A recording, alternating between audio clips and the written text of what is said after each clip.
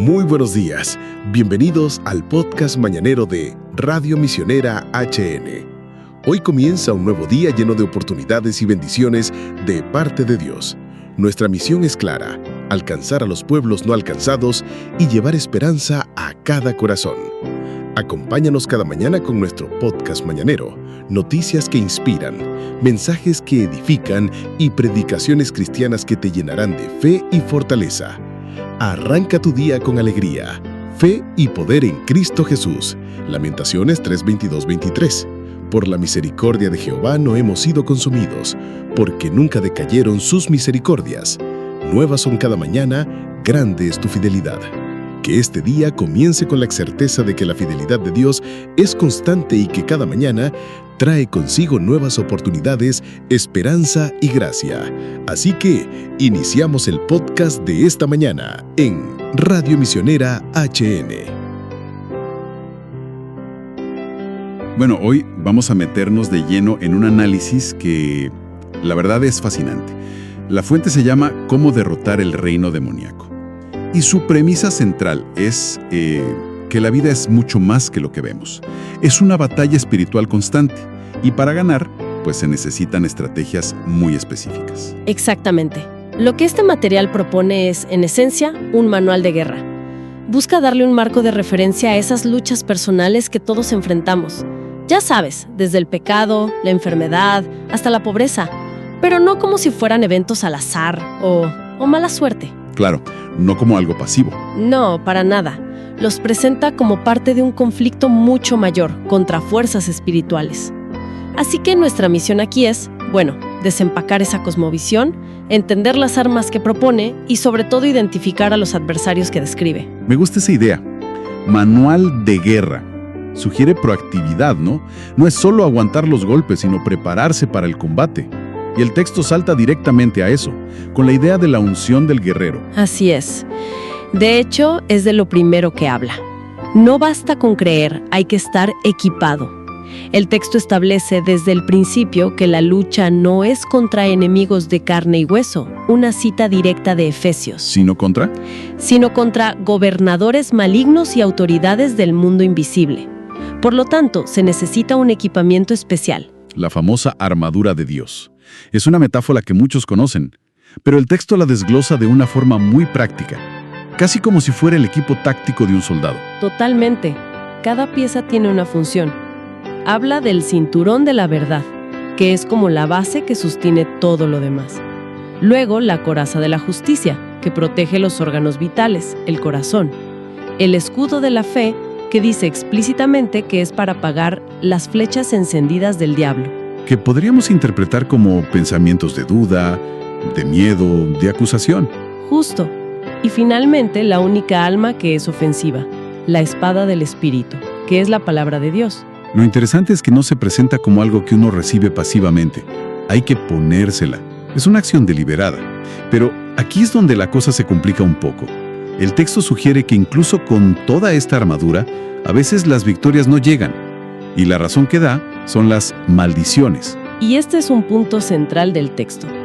Define una maldición como una resistencia invisible o una derrota regular en la vida sin una razón, lógica. ¿Como un patrón? Un patrón de fracaso que se repite y se repite, ya sea en finanzas, salud, relaciones, y uno no entiende por qué. Que desde una perspectiva más secular, alguien podría llamar mala racha o un patrón psicológico negativo. El texto hace esa distinción. Es una muy buena pregunta. El texto no niega para nada la dimensión psicológica, pero la subordina a una causa espiritual. O sea, argumenta que esos patrones de autosabotaje muchas veces son la manifestación de una maldición. Ah, mira. Sí, por ejemplo, menciona explícitamente las maldiciones autoinfligidas. Advierte con muchísima fuerza contra las palabras negativas que uno se dice y usa una imagen muy potente. Dice que hablar negativamente sobre uno mismo es como darle al enemigo la llave maestra que abre las puertas de tu corazón. ¡Wow! O sea que, según esta visión, las palabras tienen un poder creador, o en este caso, destructor. Lo que uno declara sobre su propia vida puede abrir esa puerta invisible. Precisamente. Y no solo las palabras que uno se dice a sí mismo. También habla de maldiciones generacionales, que es un concepto que a menudo genera, controversia. Claro, la idea de que uno puede estar pagando por los errores de sus antepasados. El texto menciona el alcoholismo, por ejemplo. Exacto. Y el texto es muy, muy específico en este punto. No lo presenta solo como un patrón de conducta aprendido, que también puede ser parte. Lo describe como un eslabón espiritual que necesita ser roto conscientemente. Argumenta que incluso si la generación anterior se arrepiente y cambia, la puerta que abrieron puede quedar abierta para sus descendientes. Hasta que ellos la cierren también. Hasta que ellos la cierren activamente, con arrepentimiento y apartándose de esas conductas. Lo que implica una responsabilidad personal que va más allá del comportamiento heredado. No basta con decir, bueno, mis padres eran así, sino que dentro de este marco hay que tomar una acción espiritual para cortar esa línea. Correcto. El principio es que para recibir las bendiciones, que se ven como una herencia espiritual, primero hay que romper toda maldición que obstaculice ese camino. Estas puertas abiertas pueden ser muchas cosas. La desobediencia, la idolatría, la falta de perdón. Son vistas como puntos de acceso para la derrota. Entiendo. Así que el texto no se queda en la idea de una maldición abstracta. Pasa a darle nombres y personalidades a estos obstáculos, casi como perfiles de enemigos en un manual. El primero es muy conocido, Goliat. Sí, y es una metáfora muy deliberada. En la historia bíblica, Goliat no luchó contra todo el ejército. Se paró frente a ellos y los desafió y los paralizó de miedo. Cierto. Según la fuente, ese es exactamente el propósito del espíritu de Goliat. Es la personificación del temor. Un temor que te intimida, que te hace sentir pequeño, incapaz, que te neutraliza antes de que siquiera intentes pelear. Y no actúa solo, ¿verdad? El texto dice que trae refuerzos. Así es. Afirma que este espíritu de temor viene con otros 3. Primero, el espíritu de locura e inestabilidad mental. Es el miedo llevado al extremo, la ansiedad que se vuelve pánico. Segundo, el temor a la enfermedad y a las dolencias. Esa hipocondría espiritual, por así decirlo. Y tercero, el temor al fracaso financiero, que te mantiene en un estado de servidumbre, incapaz de tomar riesgos. Entiendo, Goliat es el miedo frontal, el gigante que te grita.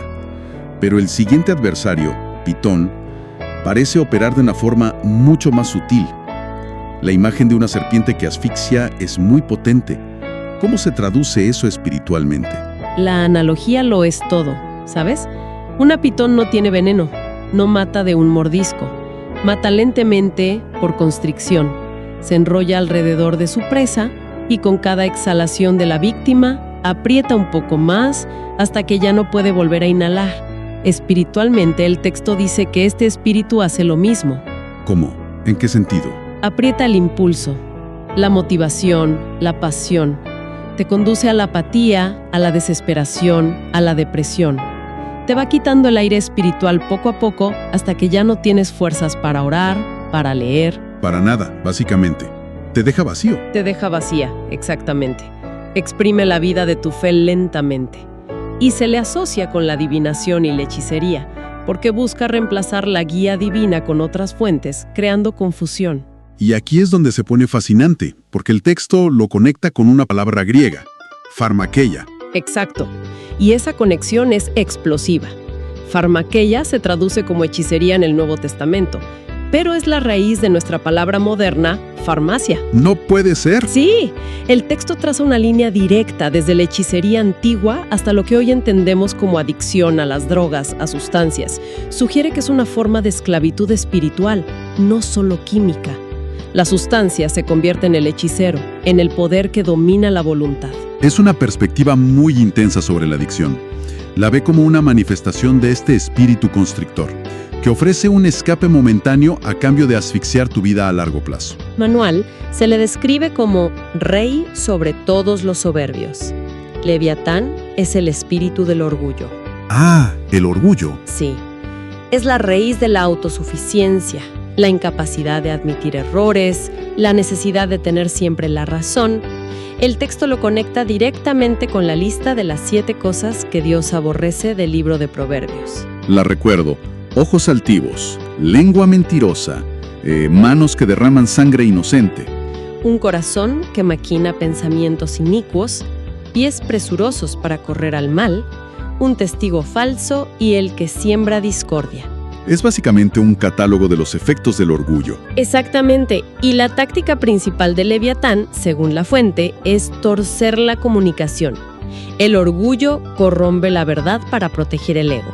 Causa que escuches lo que quieres escuchar, que digas verdades a medias para quedar bien, que malinterpretes a los demás. Su objetivo es crear confusión y división. Aislar a la persona en su propia soberbia. Es el espíritu que te susurra. Tú puedes solo, no necesitas a nadie. Tú tienes la razón. Lo que hace que esta parte sea tan llamativa es cómo el texto toma estos conceptos espirituales, Goliat, Pitón, Leviatán, y los conecta directamente con problemas increíblemente tangibles. Y esa es la intención, mostrar que esta guerra espiritual tiene consecuencias físicas. Se argumenta que muchas enfermedades tienen una raíz que no es puramente biológica. Por ejemplo, cita un proverbio que dice que un espíritu abatido o angustiado seca los huesos. O sea, la idea es que un estado emocional de derrota constante puede debilitar las defensas del cuerpo. Exacto, y hacerlo vulnerable a la enfermedad física. Y va más allá, ¿eh? Conecta emociones específicas con dolencias específicas. Por ejemplo, asocia la falta de perdón y la amargura con espíritus de tormento, que según dice pueden afectar la salud mental, el sueño, y describe la envidia literalmente como carcoma en los huesos, una fuerza interna que te corroe desde adentro. La tesis es que sanar el cuerpo a veces requiere primero sanar esas heridas del alma, y en el ámbito del dinero introduce a otra figura, Mamón. Pero no es el dinero en sí, ¿cierto? Es una mentalidad. Exactamente. Es la personificación de la idea de que el dinero es la fuente de tu seguridad, de tu poder, de tu identidad. El texto lo llama el antidios, porque compite directamente por el mismo lugar en el corazón. Exige el mismo tipo de fe y servicio. Justo. El dinero en sí es neutro, es una herramienta. Mamón es la adoración de la herramienta. Y describe síntomas muy claros, casi como un diagnóstico. Sí, identifica varias mentalidades de Mamón. Una es la de la escasez constante, esa ansiedad de no tengo suficiente, incluso cuando los números dicen otra cosa. Otra es la de no puedo costearlo, que se usa como excusa para no ser generoso. O las compras por impulso, que es buscar satisfacción en el gasto. ¿Y los extremos? La tacañería por un lado y la codicia por el otro. Correcto. El punto central que plantea la fuente es una pregunta. ¿Quién es tu fuente? Si consideras que Dios es tu fuente de provisión, entonces el dinero es simplemente un recurso que fluye. Pero si el dinero se convierte en tu fuente de seguridad, bueno, se convierte en tu amo. Y vives sirviéndole. Y de estrategia. Ofrece un lenguaje para interpretar las dificultades de la vida a través de esa lente de guerra espiritual. Exactamente. La idea fundamental es que la conciencia es el primer paso. No puedes derrotar a un enemigo que no has identificado. Al darle un nombre al miedo, Goliat, a la apatía que te asfixia, Pitón, o al orgullo que te aísla, Leviatán, el documento propone un camino para que el individuo deje de ser una víctima pasiva de sus circunstancias. Pasa de preguntarse ¿por qué siempre me pasa esto a mí? A decir, entiendo la estrategia en mi contra y ahora puedo contraatacar. Es un cambio de mentalidad radical, de la pasividad a la acción. Ese es el núcleo del mensaje. El objetivo es transformar al lector de un espectador de su propia vida a un guerrero activo en su propio destino, armado con conocimiento y herramientas espirituales para luchar por la libertad. Este análisis nos deja con una reflexión final que me parece crucial. La fuente distingue muy claramente entre problemas que podríamos considerar internos, como la amargura, el orgullo, y adversarios espirituales externos con nombres como Leviatán, Pitón o Jezabel. Y esto plantea una pregunta para seguir explorando. Dentro de este marco, ¿dónde se traza la línea entre una lucha psicológica interna y un ataque espiritual externo?